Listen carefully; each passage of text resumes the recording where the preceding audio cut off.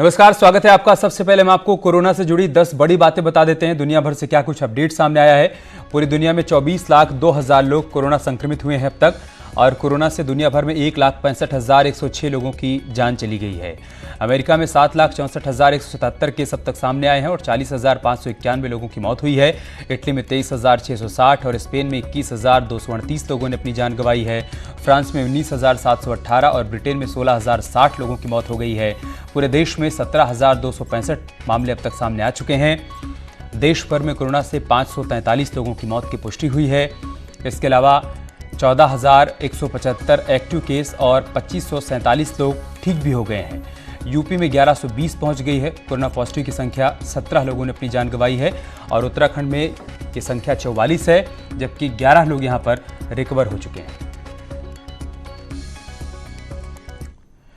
और चलिए रुक करते हैं शामली का, जहां पर कांधला इलाके में उस वक्त हड़कंप मच गया जब एक युवती में कोरोना के लक्षण दिखे। गांव से स्वास्थ्य विभाग की एम्बुलेंस को कॉल आया। उसे कई दिनों से बुखार था और सांस लेने में परेशानी हो रही थी। सूचना मिलने पर स्वास्थ्य विभाग की टीम मौके पर पहुंची और उसे एम्बुलेंस में डालकर कांधला सीएचसी ले जाया गया, जहां डॉक्टरों ने शुरुआती इलाज कर जिला अस्पताल रेफर कर दिया। युवती को कोरोना संदिग्ध माना जा रहा है, जिसके बाद से पुलिस ने परिवार के सभी सदस्यों को क्वारंटीन कर दिया है।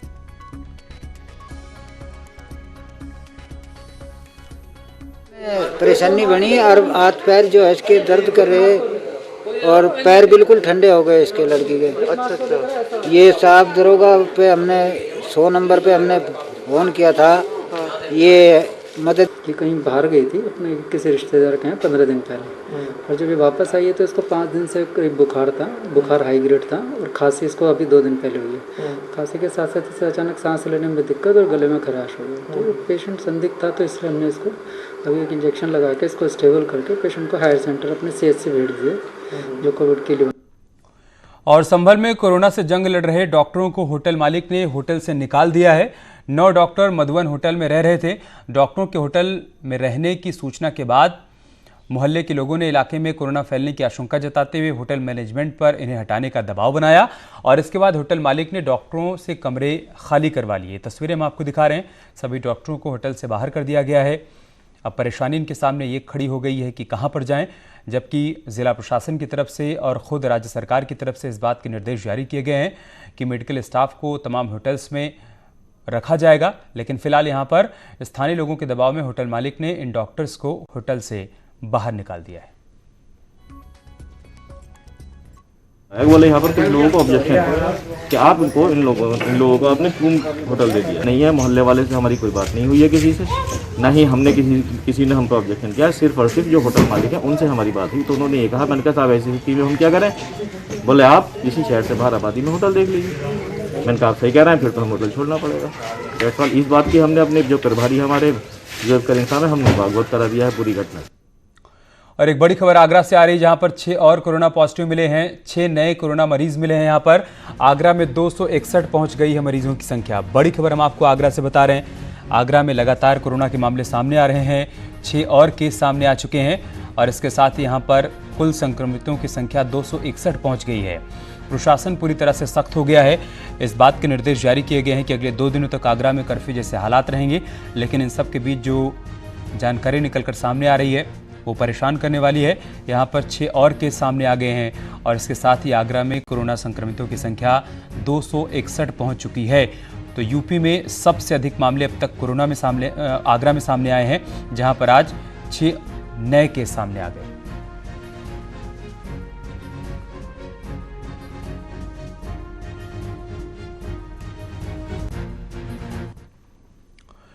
और आज अलग अलग शहरों से क्या कुछ अपडेट है वो बताने के लिए हमारे संवाददाता हमारे साथ जुड़ रहे हैं। अलाउद्दीन लखनऊ से हमारे साथ जुड़ चुके हैं, हिमांशु त्रिपाठी आगरा से हमारे साथ जुड़ चुके हैं। सबसे पहले हम हिमांशु आपका ही रुख करेंगे। आगरा में चिंता लगातार बढ़ती जा रही है।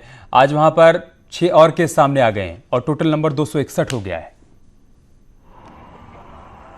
जी बिल्कुल, 6 नए केस आने के साथ ही आगरा में कोरोना पॉजिटिव की संख्या 261 हो गई है।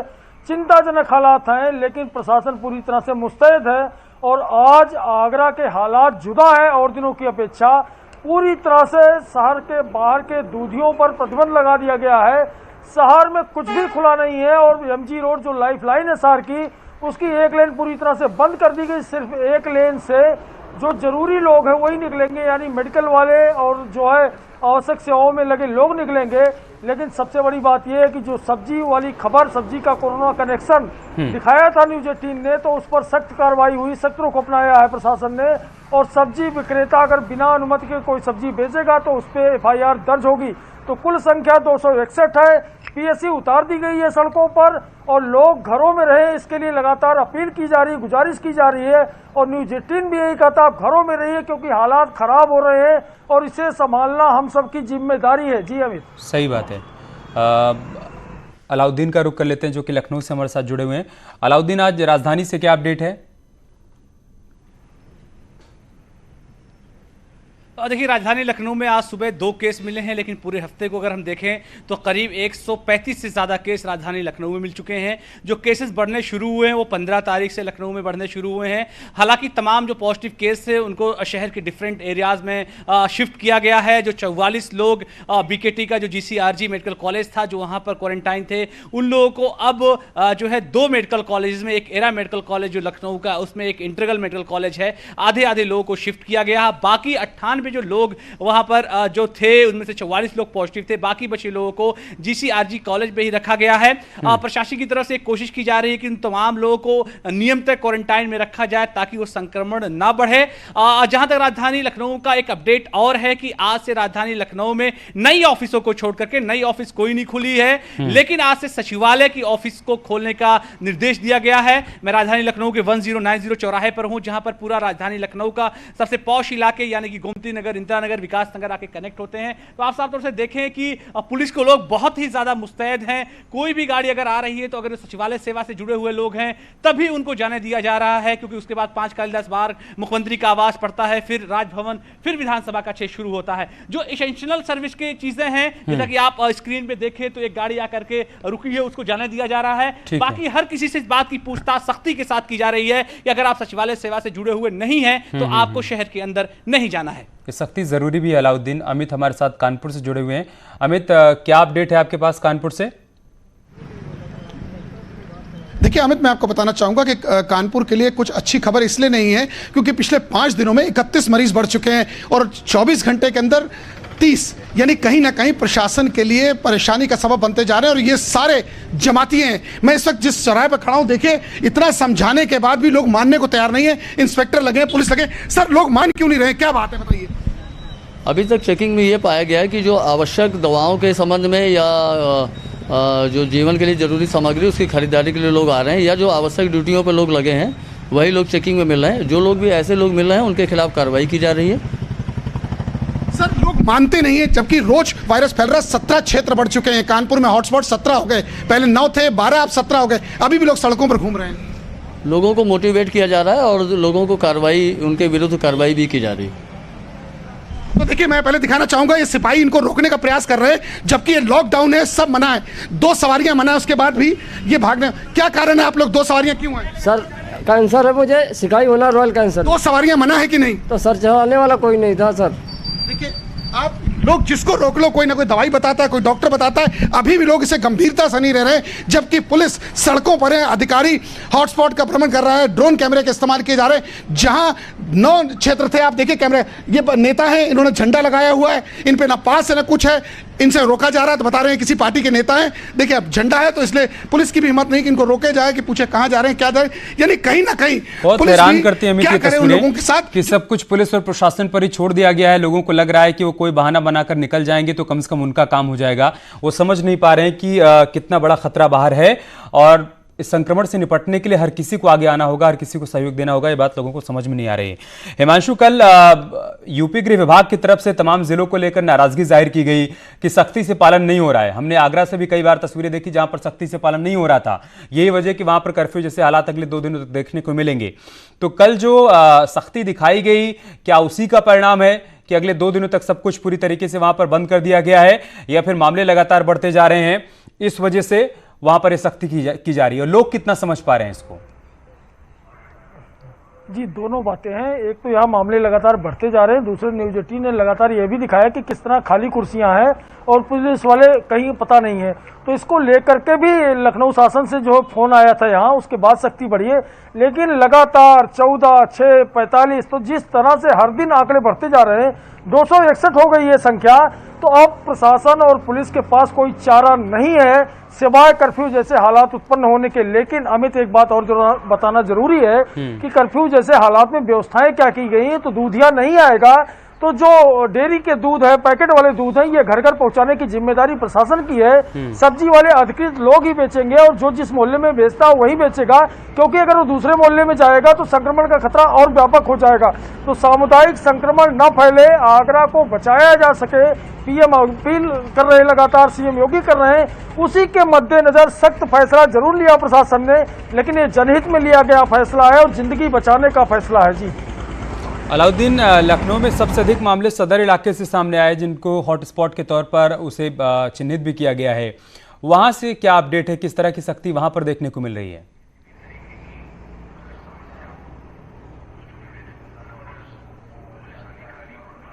सदर से जुड़े ही ये मामले हैं। हालांकि इससे पहले लगातार बड़ी तादाद में वहां से मामले आए, किसी दिन 31, किसी दिन एक दिन तो 53 तक केसेस बढ़ गए।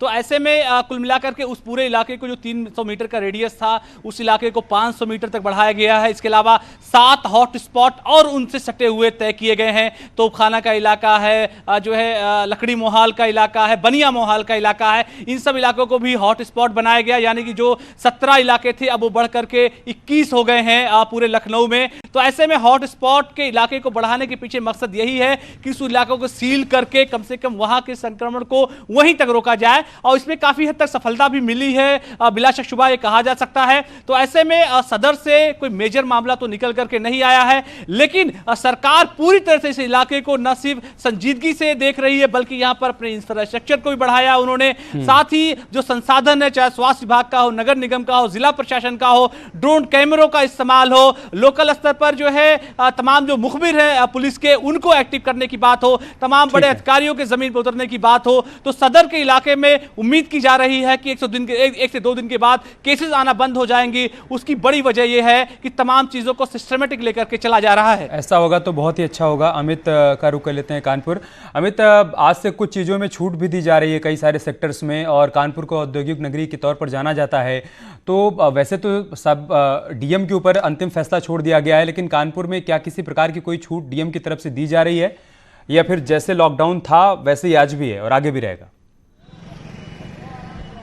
देखिए अमित जी, आपने बहुत अहम सवाल पूछा। निश्चित तौर पर मुख्यमंत्री ने स्पष्ट तौर पर कहा है कि ये जिलाधिकारी का विवेक है, वो स्वयं समझेगा कि जिस क्षेत्र में ज़्यादा केसेस हैं उसका खुद वो निर्णय ले। लेकिन कानपुर में जिस तरह 14 और फिर 12 यानी 24 घंटे में 26 केसेस सामने आए, तो जिला प्रशासन के चेहरे पर भी शिकन साफ तौर पर देखी जा रही है।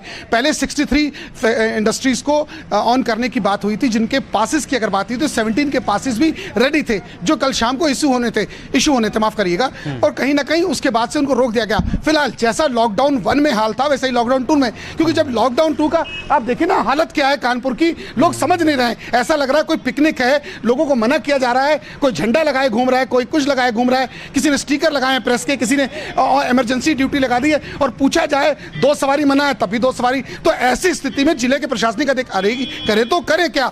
और वो हाल तब है जब हॉटस्पॉट, रेड जोन और उसके बाद बफर जोन तक बन चुका है, लेकिन लोग मानने को तैयार नहीं। अधिकारियों का पूरा एक अलमा, चाहे एसपी हो, एडिशनल एसपी हो, सीओ हो, इंस्पेक्टर हो, समझाने में लगे। लोग समझना नहीं चाहते, लोग देखना नहीं चाहते कि वास्तविकता क्या है।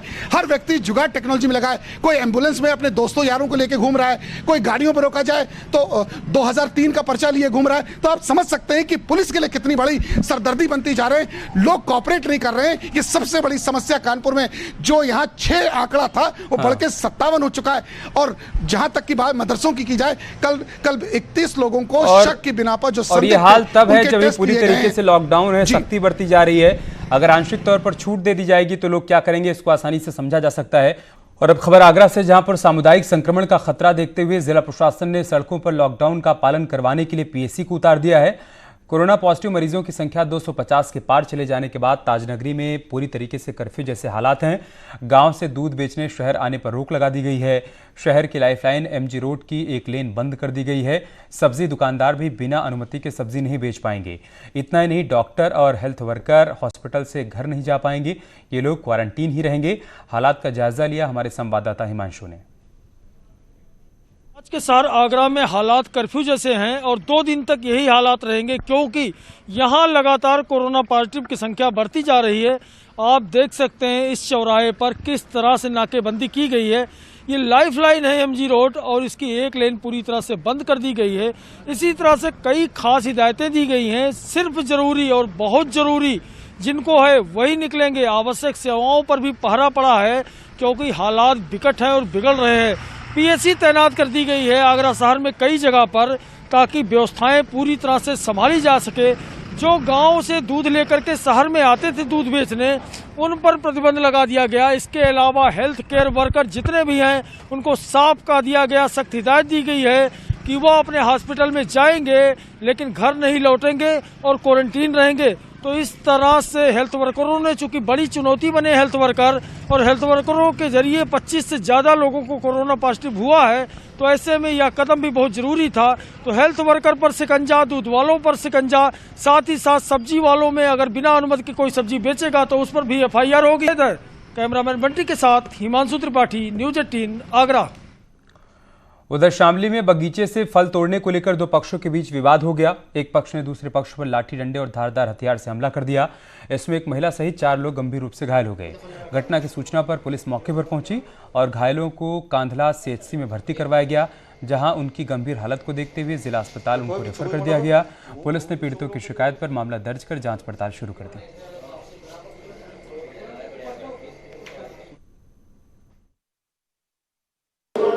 जी वहाँ बच्चे ने लोकाट से तोड़ ली, तो हम गए उनसे पूछने, तो हमारे साथ भी लड़ पड़े जी। कितने लोग थे? मैं तो जी 10-15 लोग थे जी, कम तो जी। सरिये थे उनके पास, थोड़ी थी जी, और वो थी जाली थी जी लोहे की। बात अच्छा ये होती है उनके पास जी। कितने लोग घायल हैं जी? हम तो। और एक बड़ी खबर बुलंदशहर से है, जहां पर दरोगा को सस्पेंड किया गया है। SSP ने दरोगा को सस्पेंड कर दिया है। व्यापारी को झूठे मुकदमे में फंसाने की धमकी दी थी। धमकी देकर 1 लाख रुपए मांग रहा था। बुलंदशहर के रामघाटन इलाके की घटना है। बड़ी खबर हम आपको बता रहे हैं बुलंदशहर से, जहां पर दरोगा को सस्पेंड किया गया है। खुद SSP ने कार्रवाई की है। दरअसल व्यापारी को झूठे मुकदमे में फंसाने का आरोप है दरोगा पर। इस प्रकार की वो धमकी दे रहा था और धमकी देकर 1 लाख रुपए मांग रहा था, जिसके बाद SSP की तरफ से एक्शन लिया गया।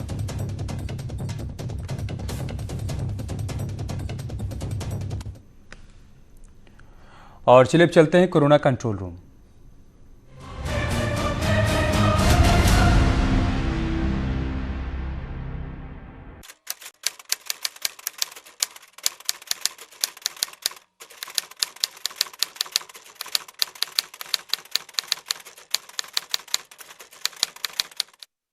नमस्कार।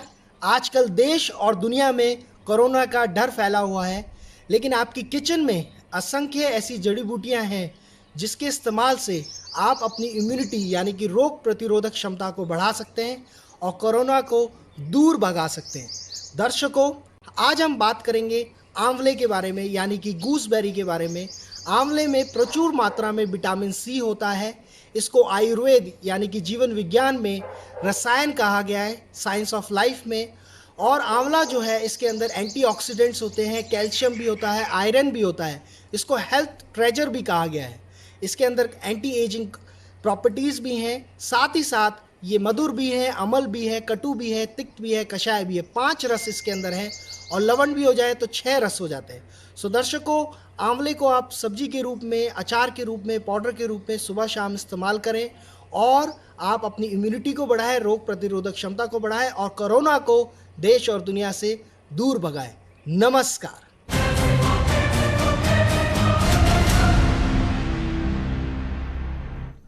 और चलिए इसके साथ इस बुलेटिन में इतना है, लेकिन खबरें जारी हैं। बने रहिए हमारे साथ। नमस्कार।